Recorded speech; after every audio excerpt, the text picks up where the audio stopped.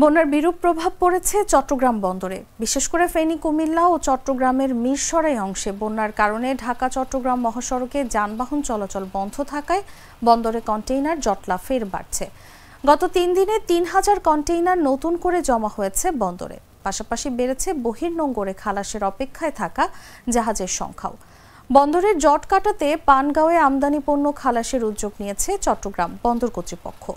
BGMEA, বিকেএমইএস সহ সব আমদানি রপ্তানিকারককে পানগাঁও অভ্যন্তরীণ কন্টেইনার টার্মিনাল এবং চট্টগ্রাম বন্দর ব্যবহারের মাধ্যমে চট্টগ্রাম ঢাকা চট্টগ্রাম নৌপথ যোগে আমদানি রপ্তানির ধারা বজায় রাখার প্রয়োজনীয় ব্যবস্থা গ্রহণের জন্য অনুরোধ করা হয়েছে।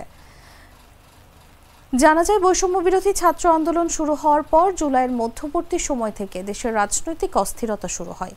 এতে কারফিউ সহ আন্দোলনকারীদের শাটডাউন কর্মসূচিতে যান চলাচল বন্ধ হয়ে বন্দরে আমদানি রপ্তানি পরিবহন বাধাগ্রস্ত হয়।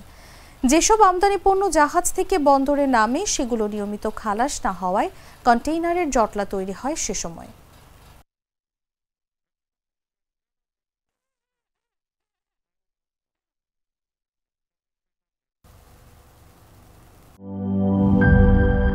সবুজের দেশে নতুন রঙের বেশে ঘরে বাহিরে সাজানো বলকে রেইনবো রেইনবো রেইনবো পেইন্টস রে সাশ্রয়ী দামে দেয়াল রাঙায় রেইনবো সবার রং সবার ঘরে ঘরে rainbow Paints, the color of joy.